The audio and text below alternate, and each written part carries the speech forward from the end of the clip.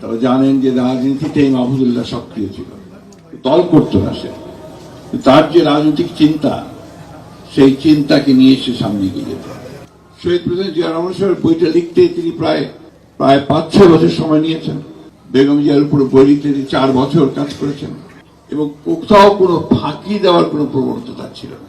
অন্যান্য বইগুলোর কথা বলেছে, ছাত্র ইউনিয়নের ইতিহাস, 69 গণ আন্দোলনের ইতিহাস, আর কোনোটাতেই সে শুধু যে ঐতিহাসিকভাবে লিখে গেছে তা নয়, হি ওয়াজ পার্টি অফ ইট। সে সক্রিয়ভাবে সেখানে অংশ নিয়েছে। আমি সবচেয়ে বেশি আমার মনে পড়ে 14 নির্বাচনের পরে 18 নির্বাচনের আগে এই সময়টা সে অনেক কাজ করেছে এবং তখন সমস্ত দলগুলোকে ঐক্যবদ্ধ করবার জন্য মাহফুজুল্লাহ মাহবুবুল্লাহ ভাই যে প্রচেষ্টা ছিল, আরেকজন ছিলেন জাফরুল্লাহ ভাই, অসাধারণ প্রচেষ্টা। এবং তারা ছিলেন বলেই সেদিন বোধহয় সেই বাম ডান সবাই মিলে একটা জায়গায় আসা সম্ভব হয়েছিল। একেবারেই গণতন্ত্রের বিশ্বাসী মানুষ ছিলেন এবং সেই গণতন্ত্রকে প্রতিষ্ঠা দেওয়ার জন্য তিনি কাজ করেছেন। ছাত্র জীবনে আমরা সবাই জানি যে আমরা সবাই বেশিরভাগই বিপ্লবী রাজনীতির সঙ্গে জড়িত ছিলাম। মাহবুবুল ভাই এখন আছেন, আমরা দেশে শ্রেণী শত্রু খতম করার স্লোগানও দিয়েছি মাহবুবুল ভাই।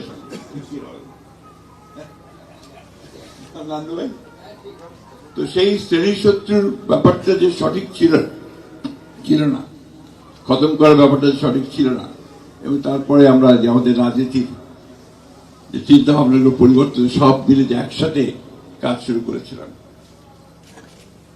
আজকে অত্যন্ত আশাবাদী আমরা সবাই, সেই ফ্যাসিবাদের পরিবর্তন হয়েছে, ফ্যাসিবাদ পালিয়ে গেছে এবং সেই আন্দোলনের মধ্য দিয়ে পালিয়েছে। আমির খসরু সাহেব বলেছেন যে দীর্ঘদিন ধরে এই দেশের রাজনৈতিক দলগুলো তারা যে চেষ্টা করেছে, তারা যে ফ্যাসিবাদের বিরুদ্ধে লড়াই করেছে, সংগ্রাম করেছে, সব শেষে ছাত্র এবং জনতার সমবেত প্রচেষ্টায় সেই সম্ভব হয়েছে। আজকে একটা আশার আলো সবাই আমরা দেখতে পাচ্ছি যে আবার নতুন করে বাংলাদেশকে আমরা গড়ে তুলব। সবাই কথাটা বলছি, এটাতে সবারই আমার আরো অনেক বেশি আন্তরিক হওয়ার প্রয়োজন এবং সত্যিকার অর্থেই আমরা যেন সবাই ভবিষ্যৎ প্রজন্মের জন্য যে কথাটাকে বলা হয়েছে বাসযোগ্য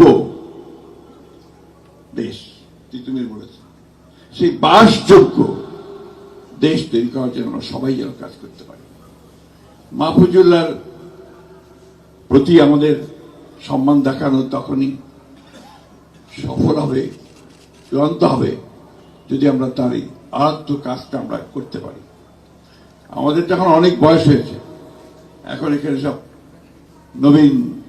নবীনেরা আছেন, তরুণেরা আছেন, তার দেশকে নতুন করে চিন্তা করছেন।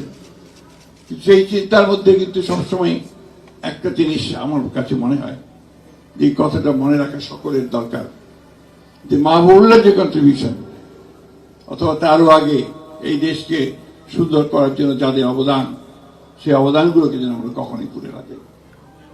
কারণ এদের কাজের উপরে কিন্তু আমরা দাঁড়িয়ে আছি এবং আজকে যে সামনের দিকে এগুচ্ছি সেদিকে এগিয়ে যাওয়া দরকার। অত্যন্ত প্রগতিশীল মানুষ ছিলেন মাহফুজুল্লাহ এবং কালোকে কালো বলতে দ্বিধা করতেন না, সাদাকে সাদা বলতে দ্বিধা করতেন না। এবং যে কথাটা এখানে অনেকে বলেছেন যে তার যে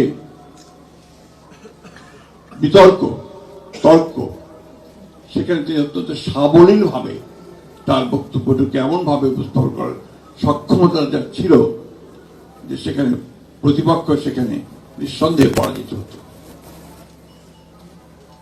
মাহফুজুল্লাহর পরিবার তারা অনেক কষ্ট করেছেন। যে কথাটা কিছুক্ষণ আগে একজন বলেছিলেন যে আজকালকার সাংবাদিকেরা অনেকেই, আমি সকলের কথা বলি না, অনেকেই তা তো নিজেদের আখের গোছানোর জন্য আপনার দালালি করে, কথাটা ভালো হয় না হলো না, তারপরেও কথাটা বলতে হলো এবং বাড়ি ঘর প্লট সব জোগাড় করে। মাহফুজুল্লাহর কিছুই ছিল না। মাহফুজুল্লাহ চিকিৎসার জন্য তার পরিবারকে, তার বন্ধুদেরকে অন্যের কাছে হাত পাততে হয়েছে। এখনো তার ছেলেমেয়েরা বাইরে আছে, দেশে আছে। আমি তাদের প্রতি আমার সবসময় দেখা করতে পারি না, যেন ক্ষমা চেয়ে নিচ্ছি, কথা বলতে পারি না।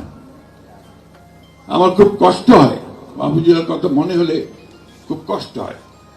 বিশেষ করে আমি ব্যক্তিগতভাবে তার কাছে অত্যন্ত ঋণী। সবসময় সে আমার সঙ্গে যোগাযোগ রাখতো, আমার ভুলটা দেখিয়ে দিত, আমাকে সামনে পথ দেখাতো যে এই কাভাবে বলেন, এইভাবে কাজ করেন, এটা করেন। এই জিনিসগুলো আমি আর পাওয়ার আমার লোক নেই। যাই হোক, আমি বললাম না, আমি আজকে গুছিয়ে কথা বলতে পারবো না। মাহফুজুল্লাহকে আমরা মিস করি, আমি ব্যক্তিগতভাবে ভীষণ মিস করি, এবং তাকে হারানোটা আমাদের জন্য সত্যিকার অর্থে একটা বিরাট শূন্যতা সৃষ্টি করেছে।